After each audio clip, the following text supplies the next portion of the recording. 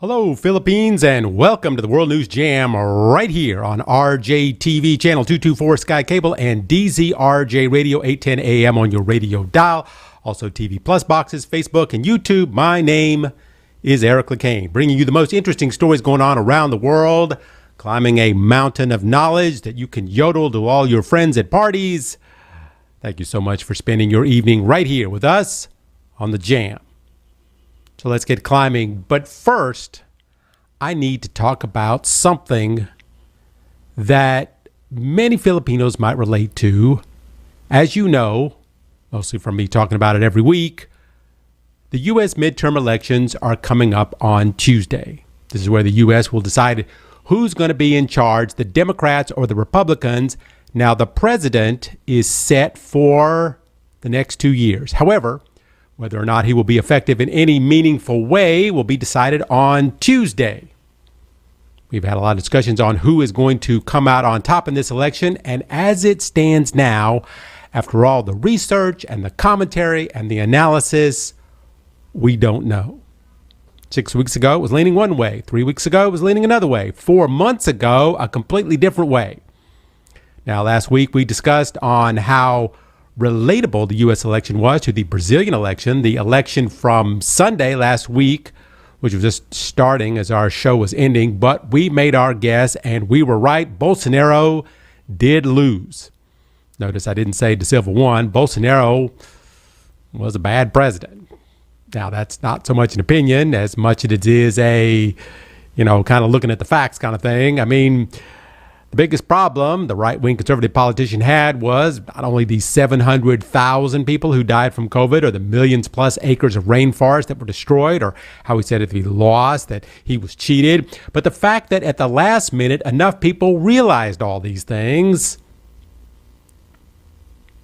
the same things that we on the outside can see so clearly. Now, he just, in the end, wasn't good for the country. But the final vote count was 50.9% to 49.1%. The Bolsonaro supporters called on the army to intervene to keep him back in power. Maybe go back to the times when the military dictatorship ruled that country there in Brazil for decades, back in the 60s and 70s. In fact, the winner of the election, Da Silva, he was jailed back at that time. But the military now is not like the military then. And like in the U.S., democracy finally won out by a hair. But it was not as easy as I'm making it sound. Things were on the edge a bit there in Brazil. This could have really gone the other way very easily and could have copied the U.S. election in which the national capital was under siege during when the winner was being certified. Does it seem right now that democracy, as we know it, is on the edge of a cliff? Many have come to the conclusion that democracy is not for them if their candidate loses. Of course, if the candidate wins, then that's a different story. In the U.S. right now, several candidates on the Republican side have already stated that if they lose on Tuesday, then something must be wrong with the system. That somehow, in some way, the Democrats managed to use the internet to tap into the voting machines, which are not connected to the internet. I mean, in the last election in the U.S., the Trump supporters, they were sure he was cheated. I mean, they were positive. Somehow those sneaky Democrats were able to hide all the evidence. This is even though many of the disputed states were run by Republicans. But the big problem that the Trump people had was that the people they voted into office thought that they should follow the law and not what Trump was telling them to do. That even if their guy didn't win, that's what democracy is. There's a winner, and with every winner, there must be a loser. And so they followed the law. But in this upcoming election on Tuesday, all that could change. This time, the Republicans mean to vote into office people they can trust to do the wrong thing. People who they can put in charge of deciding how the votes are counted. People who have a history of supporting what is now known as the big lie. Who say, it doesn't matter who wins or loses, our guy will be the next one in office no matter what the outcome. And if violence is needed, then so be it. During the attack on the Capitol, the Trump supporters didn't listen to the facts. They didn't accept the results. They waited and waited until someone finally said, what they wanted to hear. That you have the right to go to D.C., to take back your country, the same one that someone just stole. So they went to Washington, D.C. to get back their country, and millions in the U.S. cheered them on.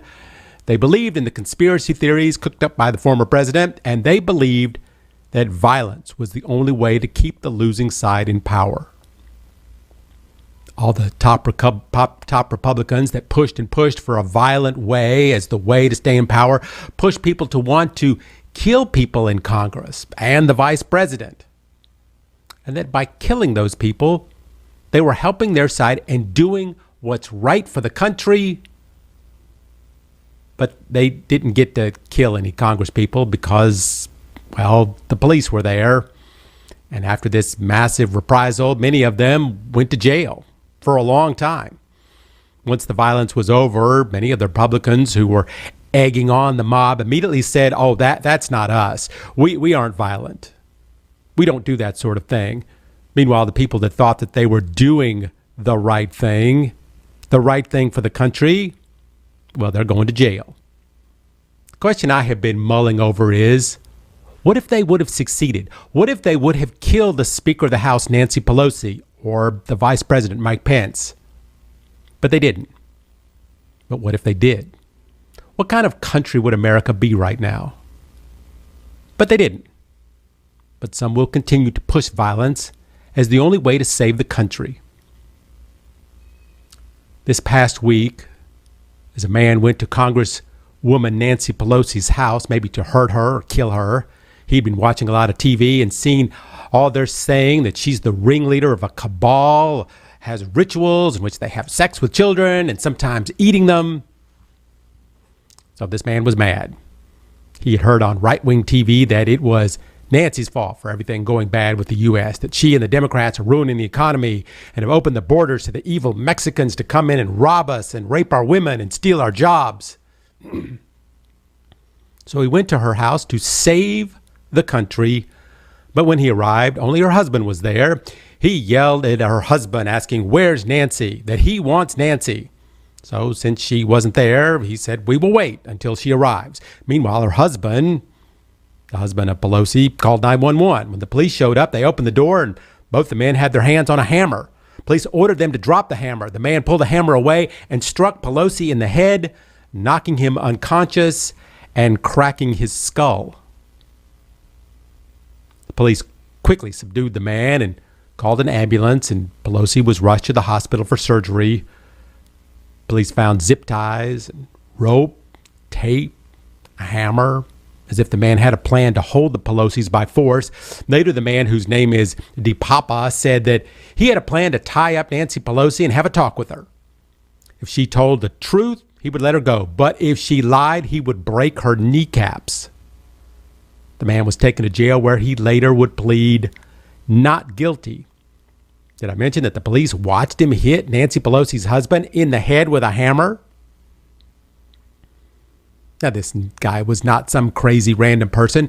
He has now been investigated, and he believed that what he was doing was good for the country. He believed in the things that the Republicans had said about Nancy Pelosi and things that needed to be dealt with. He believed that the only answer to dealing with these things that the Republicans and the right-wing TV shows were saying was violence, not voting, but violence. Elections are not working. Democracy is not working. It's all a sham. So I will take care of the Democratic leader myself with a hammer. Unfortunately, her husband took the hit for his wife. Now, in the past, when something like this would happen, both sides, Democrats and Republicans, would condemn the attack and wish the victim a nice recovery. But these are not those times. Just after the attack, several Republicans, which have promoted false conspiracies in the past, jumped on the wagon again. Now, the police concluded that this man, DePapa, is a right-wing, anti-Semitic racist who believes that Trump won the election. However, the Republicans have a spin on those facts. They have already come out to say that he was a hippie nudist from Berkeley and that he's not one of them. And none of this was the fault of the Republicans.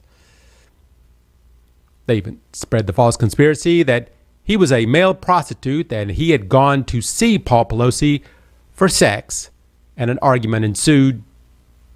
Even Elon Musk said there's something more to this story than we know, insinuating some kind of cover-up, not saying the crazy stuff outright, but putting it in the idea in the minds of the people that want so badly to believe what everyone that they are saying and what their beliefs are, no matter how ridiculous, no matter what the truth is. It doesn't seem to matter. Doesn't it just seem to you like the politics in the United States are now being decided by misinformation and lies and violence and not elections? People on the right would say, well, maybe we would do some violent things, but the Black Lives Matter people are responsible for just as much violence. Just look at the blah, blah, blah.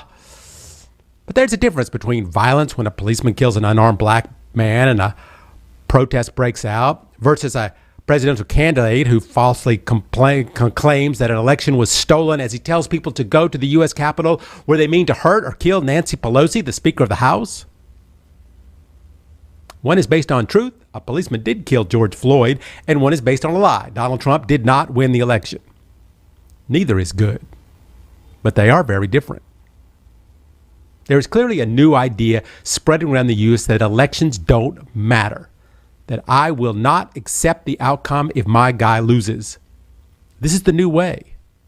Now, there are elections coming on Tuesday, and we will get a chance to see if the old way of just casting your vote will work or the new way of casting a vote, then just not accepting the loss and seeing if violence is a better way to pick your candidate. This is Eric Lecain on the World News Jam on DZRJ and RJTV.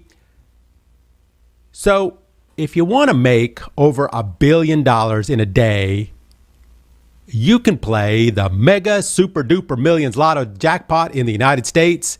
In fact, I think it's 1.6 billion right now. Isn't that insane? Chances of winning are 1 in 292 million. You know, same as getting struck by lightning while being attacked by a great white shark in Walmart while buying a Snickers bar. It's possible, but it's unlikely. So if you want a better chance at getting some quick cash, maybe it's better just to give the U.S. government some info on how to find Kiewit Key Song. He's a Singapore-based businessman who has shipped fuel to North Korea, despite there being sanctions making it illegal for anyone to give North Korea anything that could be used to further its war effort. But if you can give the U.S. government info on how to find this guy, they would be happy to pay you $5 million. That's a lot of bibimbap. There is a warrant out for his arrest right now for selling like $1.5 million worth of fuel to North Korea.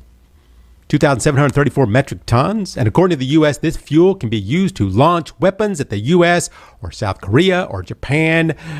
U.S. had recently confiscated a tanker ship that they believed was used to transport this oil. And what is North Korea doing with all that oil in a place where no one owns a car? Well, this week, they fired off 23 missiles in a single day. Why would they do that? Well, many speculate that it was sort of a condemnation of the 240 South Korean and U.S. warplanes flying missions around the clock, watching what North Korea is doing.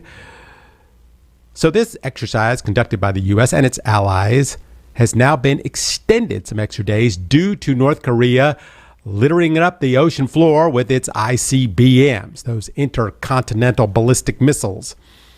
Seems no matter what the U.S. tries to do to deter North Korea from continuing to develop its weapons of mass destruction, their military drills don't seem to have any kind of seemingly deterring effect on the Koreans, even if it's costing the North Koreans heavily and putting its citizens on the edge of starvation. North Korea is continuing to test its missiles, which, as many believe, puts it on track to eventually testing another nuclear weapon. This is not all North Korea has been up to these past few weeks. North Korea has been supposedly making shipments to the Middle East and Africa via boat. However, the U.S. is saying that they have proof that North Korea is actually shipping artillery shells to the Ukraine in order to help the Russians with their limited supply of weapons. So while North Korea is an outcast of the world, Russia has said, hey, we will be your friend, especially since right now they are the sneaky kid on the world's playground. And while no one wants to have anything to do with either of these countries, they have found a friendship in each other. And this is something that the West was really afraid might happen. What they are worried about is that once the West turned up the sanction heat on Russia, Russia would open its arms to any country in the same predicament. Which brings us to who else might be interested in joining this club, as the North Korea is secretly delivering some shells to the Ukraine. They need to have a place to stop over somewhere, and why not Iran? They are currently pretty much in the same boat as Russia and North Korea. The world sees them as a clear and present danger to everyone, so they are getting hit over the head with massive sanctions, just like the other two. It's already pretty well known that Iran has been providing those Shahed 136 drones to Russia. They have sent some Republican Guard to Crimea to help train the Russians on how to use them. By the way, these drones are something out of a movie. They are loitering munition, autonomous sworn pusher prop aerial drones. You can fly them over the target and they can do some major destruction. And even though the Ukrainians are able to shoot them down with their military jets, they have been able so far to bring down one of those jets by self-destructing as it flew right by the jet. Of course, Iran says it's neutral in the war and it has never sent any drones. Even they have shot down drones, which are clearly from Iran. But again, these Iranians say, well, the drones might have been produced in Russia. However, in the Tehran Arms Show, some Iranian general, he said that someone had just purchased a bunch of those drones. And I'm not sure how they explain why there were military experts in Crimea teaching the Russians how to use those drones. In any case, Iran and North Korea look like they may have some Russian grease on their hands and are having a tough time washing it off. So, as of now, the club of gift givers to Russia is North Korea and Iran. And of course, Belarus. Belarus, where the authoritarian leader is hanging on to power only because Putin is still alive. Many don't believe that these gifts to the Russians are going to have a huge factor on the outcome of the war. But having these black sheep countries helping each other out like this, it can be a bit worrisome. I mean, Russia has a massive nuclear arsenal, which they have threatened to use several times, but then, of course, said that they will not use them unless, of course, they are forced to use them. The Koreans, on the other hand, do not have a working nuclear missile that we know of. But if by helping the Russians in their time of need, would the Russians be like, okay, you're having some trouble getting your nuclear missiles to reach the U.S.? Here, you can borrow one of ours. And what about Iran? Iran is determined to create a nuclear weapon. They are investing millions and millions in the development of such a weapon. Now, would Iran be crazy enough, like the Koreans, to use a nuke? Well, probably no. Not now. But who knows who will be in charge of that country in the coming years? Maybe the next leader will be a lunatic. What about China, who has recently decided to be friendly to Russia? Now, they are not stupid enough to send weapons to the Ukraine to help the Russians, but they have shown all of us that when push comes to shove, they will most likely side with the Russians in the end. If this war escalates beyond conventional guns and tanks and jets, how will the world divide up? In his speech week before last, Putin hammered on the idea that if you don't believe that the U.S. should be running your economy, then join me, and together we will rule the world economy, make the Russian ruble the currency of choice. Seems silly, but to some countries, this is a good solution for their future. So when that nuke finally gets fired from wherever, what side will you run to, the U.S. or the Russian? That's a good question we all might have to answer one day, even the Philippines. This is Eric Lecain on the World News Jam on RJTV. Speaking of Korea, I want to talk about a story that we touched on last week. I didn't talk much about it because it had just happened, but this week more people have asked me about this than any other story. It was during what was supposed to be a happy night of celebrating for Halloween. It all started in the Itaewon area in South Korea. It's one of the top nightlife places to go, very popular among the 20-year-old crowd. Lots of great dancing and bars, but this Halloween, it was extra crowded. There was not an actual party. There was just lots of costumes and people wanting to be seen, having a wild night to remember. But the problem is that once you get out of the subway station there, you need to walk down the street to go through a small alleyway to get to where the action is. That street is only 13 feet wide. It's a very popular place to meet because you need to go through it to get to the bar district so everyone will pass by it. But this night was different. Many people decided to dress up in a costume and meet up with their friends. At around 4 p.m., the parking attendants who worked across the road realized there was a lot more people than usual at 4 p.m. And by 5 p.m., the street had become completely packed. And according to the restaurant owner there, it really didn't look safe. People were just jammed in there together. Then at 6:34 p.m., the police received an emergency call that there was too many people in the area and something was going horribly wrong. They asked the police to send rescuers because it looked like some people were getting crushed. Then at 7 p.m., people started spilling out into the main road. That's when the second call came in. That's where they told police that people are getting hurt. There's a lot of pushing and people are falling down and getting stepped on. They said someone needs to come now and control this. Then at 8:30 p.m., a call came in and a person said, "This is not a joke. This is serious. It's a madhouse here. This is not a prank call. I beg you, send someone now." Meanwhile, videos of the scene started showing up on social media. One foreign exchange student said it was kind of funny at first, but then realized something was wrong. Her friend turned to her and said, "Hey, try not to fall. People are getting stepped on." Then that girl passed out from being crushed. There was a posted video showing two men lifting her above the crowd. Then more calls started pouring in that the scene was becoming more and more horrific. Someone telling 911 there's a big accident about to occur here at any moment. Then 902, a call came in and said, someone is going to die. The problem was the crowds were already packed in so tight there was no way to go in or out. More people kept coming out of the subway. You couldn't get out of the area even if you wanted to. One Korean later sent a message to his American exchange student friend that it was so crowded that he should not even attempt to come. But his friend would never get that message because his friend, the American student, was one of the first people that died that night. Restaurants were locking their doors, telling the patrons not to attempt to go outside. Pictures showed people trying to scale the walls of the surrounding areas, trying to get out. And at 10:23, calls were coming in from the first responders that this was an impossible situation.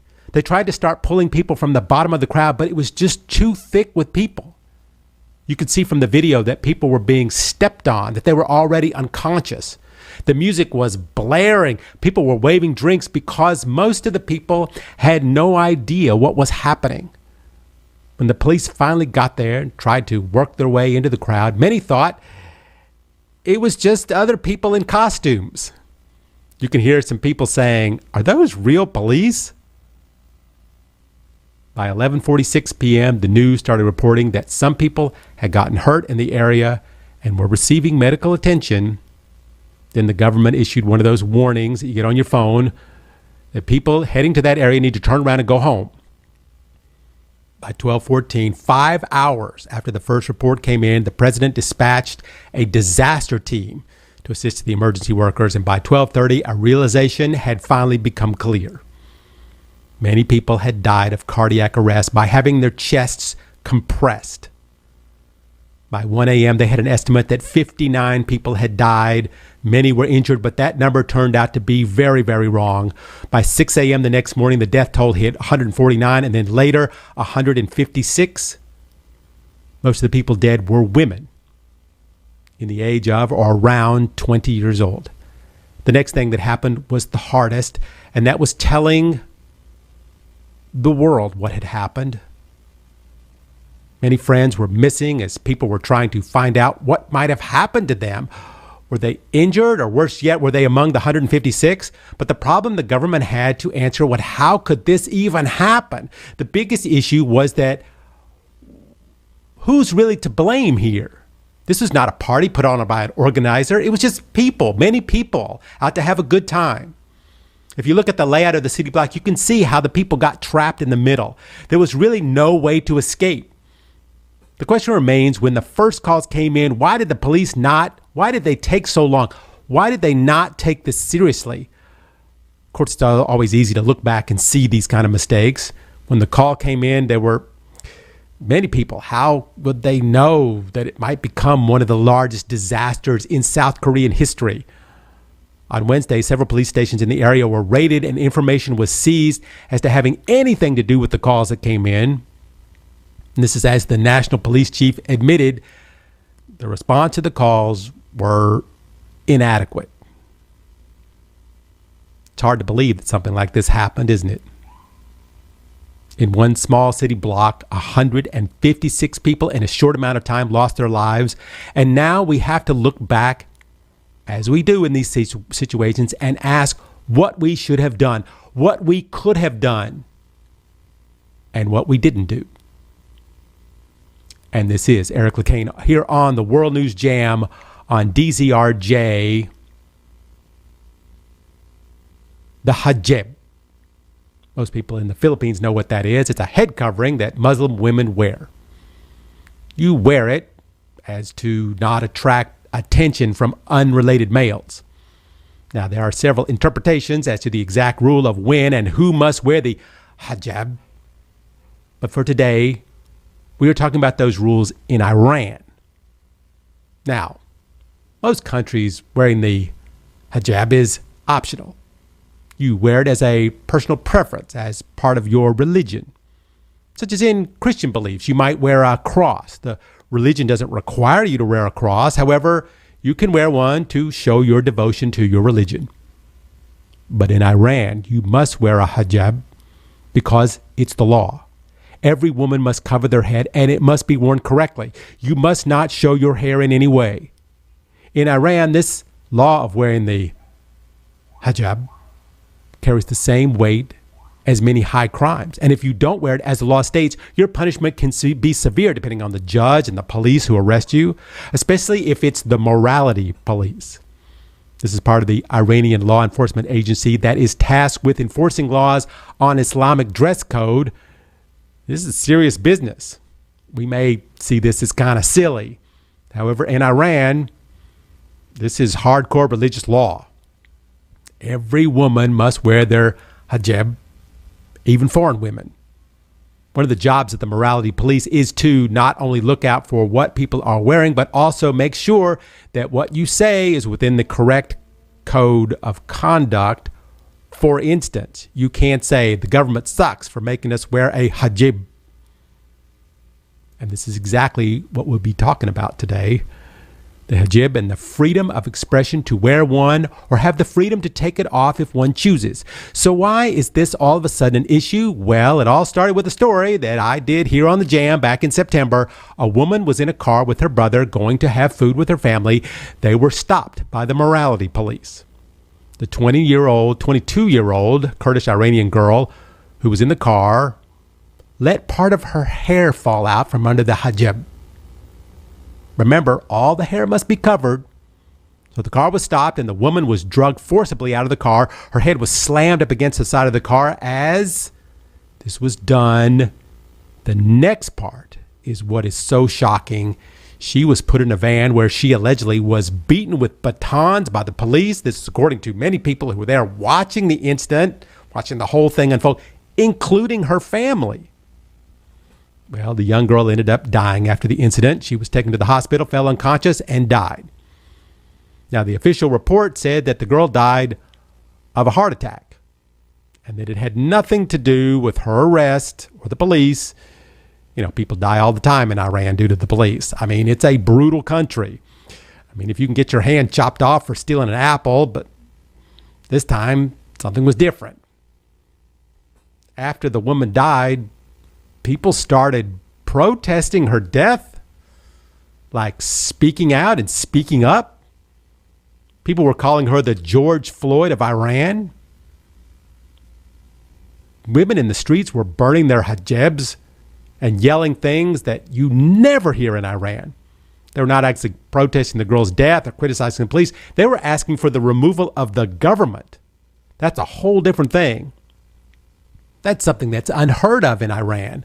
I mean, maybe on a crazy person who doesn't mind getting his head chopped off, but I'm talking tens of thousands of people calling for the removal of the government, all protesting openly in the streets. Now, the government does not tolerate criticisms like this, so 14,000 people have been arrested since September.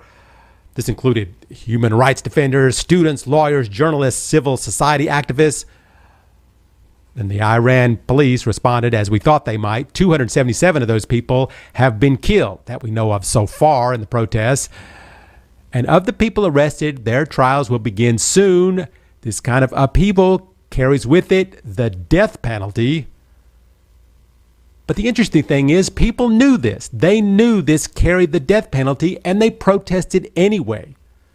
There are pictures of women standing on the top of police cars burning their hijab. According to several protesters' statements, this is not only about having to tuck your hair under your hijab. This has to do with the ongoing treatment of women and the laws that enable violence against them, such as honor killings, in which a male in the family may kill a female if the female has brought dishonor to him or his family. Or the incident that just happened last week when the police raided a girls' school. They demanded that the girls sing the national pro-regime song. When in protest, the girls refused to sing it. The police beat the girls with batons right there in the school.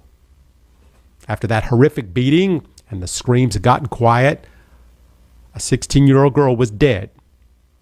Many had to be taken to the hospital. After the incident, the government claimed the police had nothing to do with this. And then a man claiming to be the dead girl's uncle came on TV and said the girl died of a heart attack. Did I mention she was 16? So this did not have the intended outcome the government had hoped for, as the school protests have erupted across the country, leading to more raids by police and more condemnation from the world. Supposedly there have been 27 school-age kids, mostly girls, killed, and many young girls arrested. Just days later, another 16-year-old girl joined in a protest but ran away before the police could catch her. When she left, supposedly she was being followed by the police. Later, she was found dead at the bottom of a tall building. The official report was that she committed suicide. The family was not allowed to see the body. However, someone managed to get some pictures of the body. The nose and the head were smashed in, and evidence seems that it came from blunt force trauma, not from a fall. Her aunt and uncle claimed this was not suicide, that she was thrown from the roof of a building, and this was after she was killed. They were later arrested. This has sparked even more protests across the country as it keeps getting bigger. The question is, will it have any effect? Will the government ease up a little bit on these uneven laws of morality, or instead will they clamp down even harder? Can enough women across the country burn their hijabs so there won't be any more to wear? Will police continue to kill school-age girls for defying a law that says that a woman is not equal to a man and they must adhere to the man's interpretation of their religion? You may be speaking up and speaking out. You think it's a help to the women's movement for equality in Iran, that these protests will make for some good in-depth stories for the international news stations. But are these women of Iran helping themselves for a better future, or are they putting themselves in a position to be arrested or killed? This is a question that is hard to answer. They are so devoted to the religion, and yet that religion in their country many times wants them dead. This is Eric Lecain on the World News Jam on DZRJ. You know what's hard to do in the business world? Make something free until a lot of people start using it and start charging money for it. Makes people mad. But Some companies made billions and billions of dollars using this model. It all comes down to the day you start charging and how many people stay and how many people go.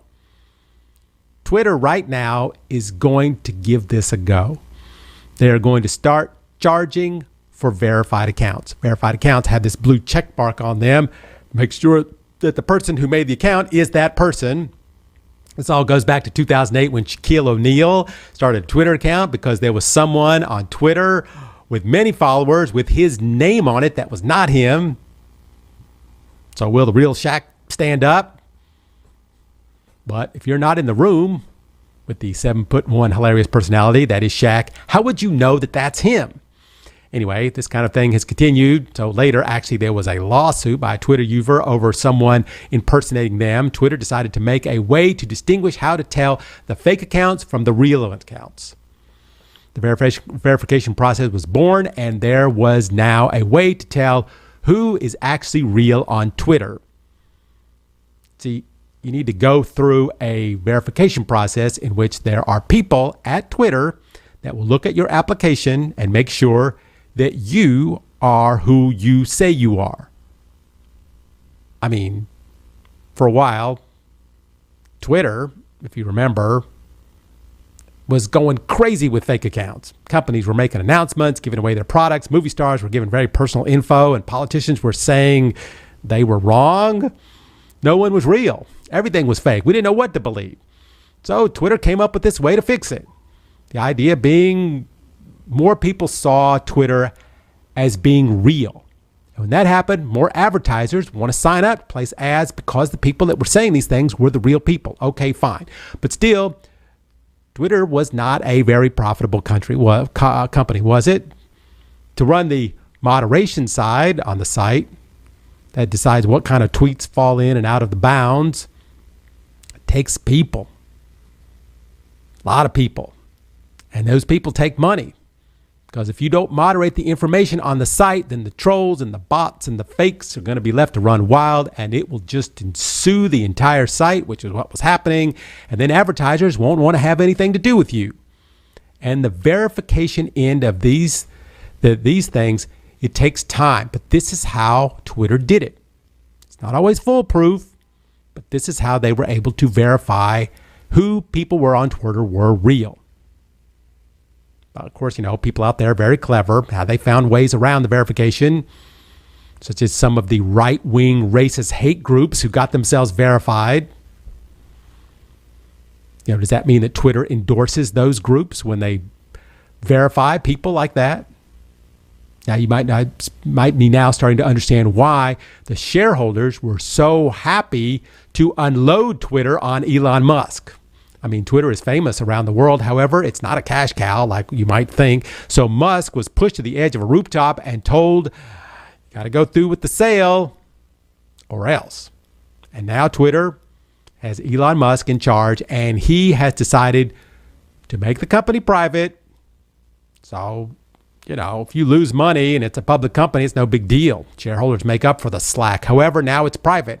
You got to pay your $1 billion bank loan, so Twitter has got to start making money. And how is Elon going to start that? Well, why not charge? So his idea, let's charge people to get verified. First, it was going to be $20. Then Stephen King wrote this hilarious tweet. So Elon dropped it to $8. So now you need to pay $8 a month so you can be verified. But the question on everybody's mind is, just because you pay $8 a month, does that mean you are who you say you are? Well, won't the people at Twitter check on that as they did before to make sure you are who you say you are? Well, they would. However, they've all been fired. This past week, many employees got an email that said, today is your last day working here at the company. You received the details on your severance offer. You received your separation agreement, yada, yada, yada. You're fired.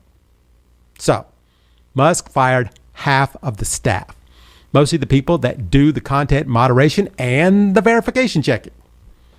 But it's okay because people are now paying $8 a month. That verifies them, right? Does it? It's paying the $8. Isn't that like just paying for advertising? I mean, if they are paying for the right to post, what if they don't adhere to the rules of misinformation?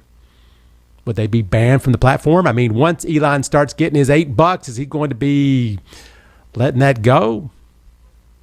What about the real advertisers, the large companies that Twitter's bread and butter is made from? But they want to be associated with a person that believes that immigrants should not be allowed in the country, that the election's stolen, that trans people shouldn't be allowed to be teachers because they will make your kids trans.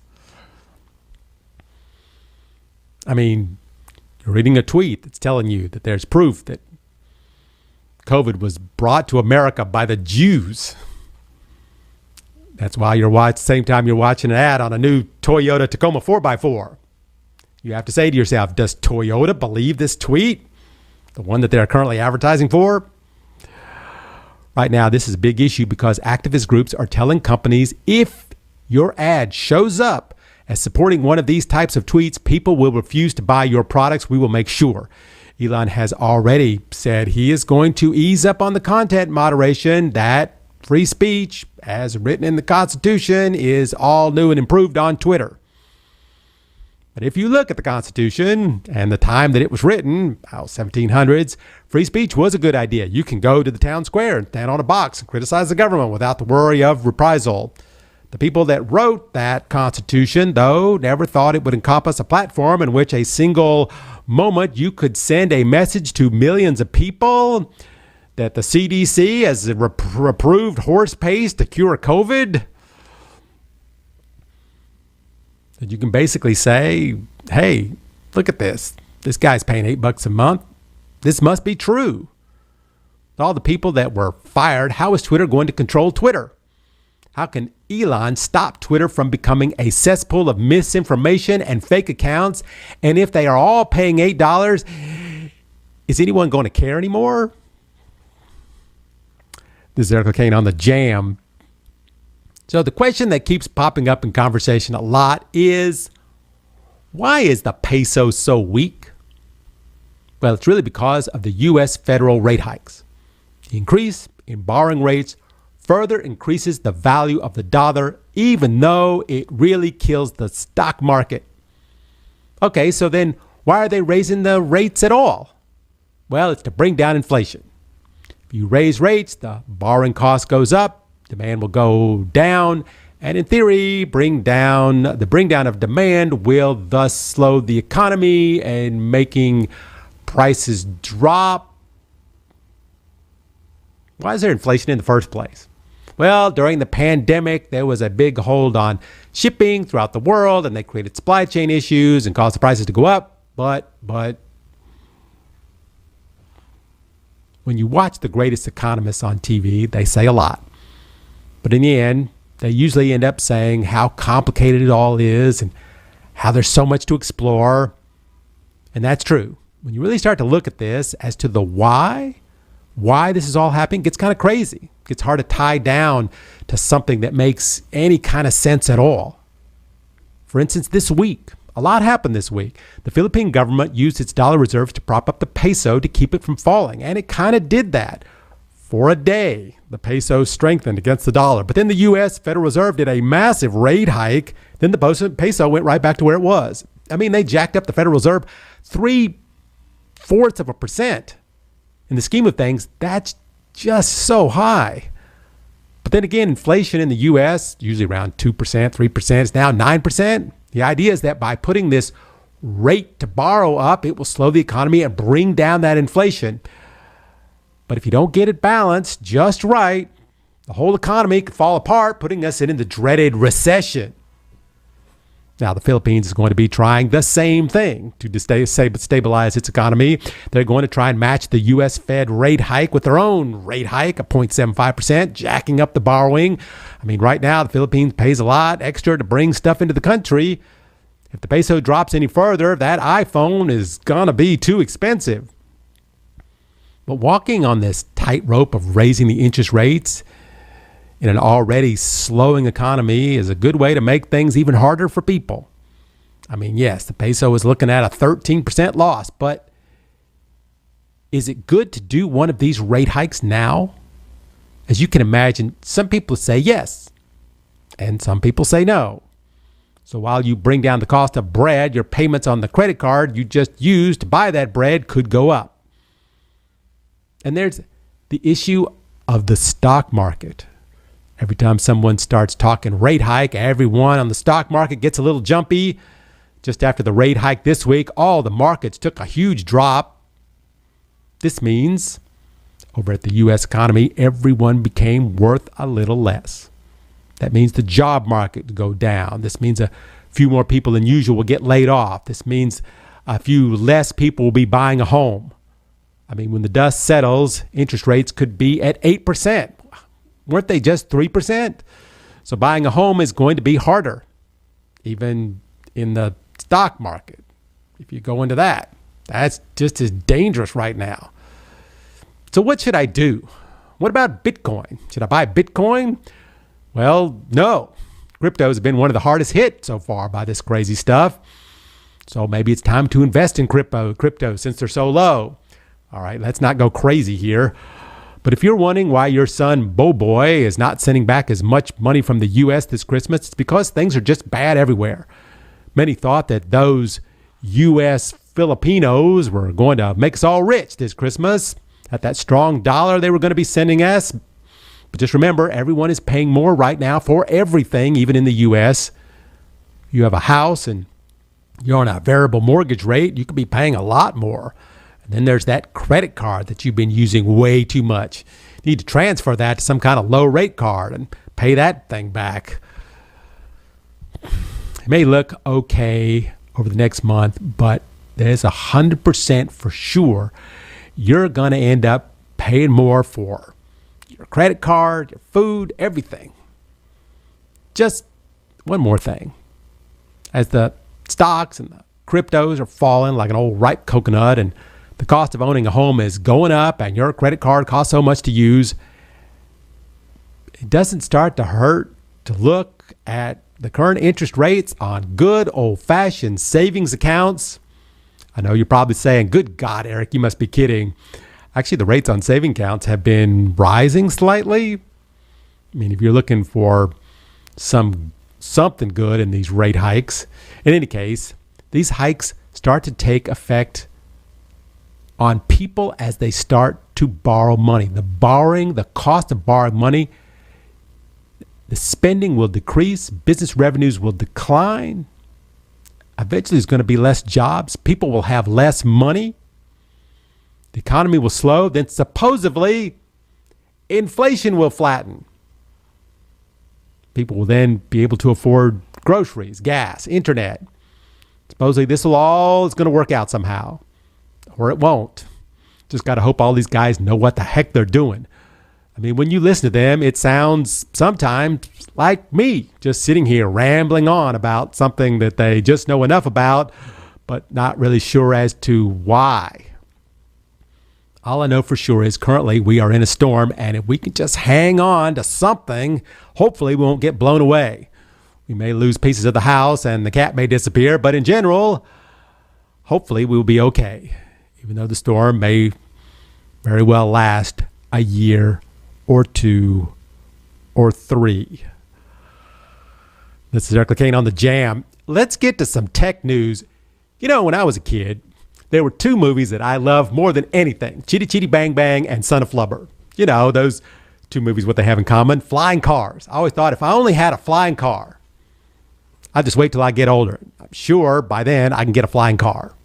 Well, I'm still waiting. But maybe, just maybe, that dream of flying around in a car might be possible soon. Now, I know you're saying surely Tesla has a car coming out soon. Well, actually, it really might be a Chinese company that gets there first. This week, the Chinese company Xpeng unveiled that there very well might be the first flying car. Right now, many companies are working on a flying car, but no one has come close enough to really market one to the public. But this Chinese company seems to be getting very close. At Tech Day in Guangzhou, they showed a video of a car taking off and landing pretty easily. The HT Aero is a octocopter, meaning it has 8 blades to get into the air. It's much better than the previous car they had, which only had 2 blades, because, you know, safety is the key in a flying car when you're 100 feet off the ground. But the dream is to have a car that you can ride around in on the road, looks like a regular car, and then at any point you can hit a button and then you're flying. Remember that car we were talking about in Dubai?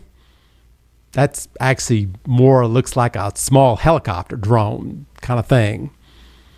You know, this thing is not that. This is a real car. This is a real 2-ton car. The blades are stored in what looks like a camper on the top of the car. The key is the weight. The flying car drones in Dubai, they're only 1,250 pounds. And the battery operated, and they can go for 35 minutes. But the flying car is a car. It has a powertrain, a suspension, wheels, cup holders, and of course, massive battery packs. It also needs to fly much higher. The plan is that it can fly 4 times higher than that Dubai car. But what is so cool about this car is it's a car. It handles and drives exactly like a car. And when switched to fly mode, it uses the same steering wheel and the gear shift as the flight controls. The company is already talking about having it street legal and brought into the public by 2024. They have some massive budget to pull this off, so they really might get this thing to market before I'm too old to drive anymore. The big question, of course, for me is how much? Well, it's expensive, but not insanely expensive, around $150,000. Okay, it's not a Toyota, but still possible. And it doesn't fly on flubber or whatever chitty chitty bang bang used to fly on. It's going to use massive fuel cells, which seems to be the way cars are going anyway. So I might not be the first one to get one, but I'm sure the price will come down eventually. Of course, I can imagine the insurance may go way, way up. You know, I love to learn things. Of course, when I was growing up, you had to go to school to learn things, go to college, buy a book, study on what you want to do. But these days, you can literally learn anything that you can think of. You just need to turn on YouTube. One of the single greatest inventions of modern man. Learn how to cook tilapia. Learn how to fix your windshield wipers. Learn how to clip your dog nails. Almost anything you can think of, especially when you're in a bind and you can't figure something out.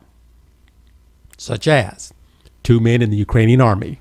They were in the reserves. They were ordered to deliver a in-law light anti-tank weapon to some soldiers in the suburbs of North Kiev, but things didn't go as planned. As they stood there on the highway, they got a call on the radio. There are 2 Russian tanks coming right at you. Take out the missile launcher and shoot them. So the 2 men started to prepare, but there was one problem with this order. Neither of the men had ever fired an in-law missile or even really knew much about it. They stared at each other for a moment, and then they took the missile and hid behind some trees. While there, they got an idea. One of them had a YouTube app on his phone, so they typed in how to fire an in-law anti-tank missile. Sure enough, there was a video on YouTube on how to do just that. They watched it. They followed the instructions and set up the launcher and loaded it and pointed it at the road. And just when they were about to fire at the passing tanks, the commander radioed, said, never mind. We got this. One last story, an interesting tidbit out of China, which is slightly related to our tech subject here. You know, China is one of the largest producers of iPhones. At Foxconn in Zhengzhou, city produces something like 500,000 smartphones a day. They have any given day 300,000 people working on those phones. I mean, that is a super big company. But what happens when a company of that size has a COVID outbreak in a country that has a zero COVID policy in place? In other words, even one person gets COVID, everything goes into lockdown. Well, that's what happened in the iPhone plant this week. So what do you think is going to happen when 300,000 people find out they may be locked in for who knows how long? And what if there are rumors that the military will be brought in to shut it down? The bosses were saying, well, there's no infections, just keep working. But the company was saying, well, there's no symptomatic infections. And this is while everyone already knew that there were infected people at the plant. Orders were coming down that no one is to leave the plant. But then the word was going around that their plant was to be an experiment. that the military was going to lock them in and see if they could make everyone in the entire plant get COVID at once. The plan was called Living with COVID, to see what percentage would actually die. And if it wasn't that bad, then maybe try it in other places. Well, I guess you can imagine what happened next. People started busting out of the plant. It was kind of a panic because people with COVID were not being quarantined. They were just being left with the rest of the people in the population. And these are people that they knew had COVID. So people just started jumping the fence outside and running away. At this point, the whole town had been shut down, so there was no transportation. People were just starting to walk home. People driving by in cars, just picking people up, people piling in on pickup trucks. Now, in China, this is not the only incident like this. Much of it's due to the misunderstandings going on right now in China. People there still believe that COVID is much like cancer. If you catch it, you're going to die. A lot of people, well, the government's mostly responsible for this, telling people that while the rest of the world is dying, we will protect you. In any case, many who broke out of Foxconn probably will not return. Many have lost their bonuses. Foxconn has, anyway, after all this has happened, has come up with a new policy saying if you stay in the plant, we will quadruple your bonus. But if you want to leave, you can leave. We'll get you a bus and transport you to a quarantine center. So no need to jump the fence and just run away. So what will this do to our ability to get a new iPhone 14? Probably little. However, who has the money to get an iPhone 14 these days anyway? This is Eric Lecain here on the World News Jam on DZRJ and RJTV. We are out of time. Thank you so much for spending your evening with us. We will be back next week. So everybody, please be safe out there. And we will see you next week.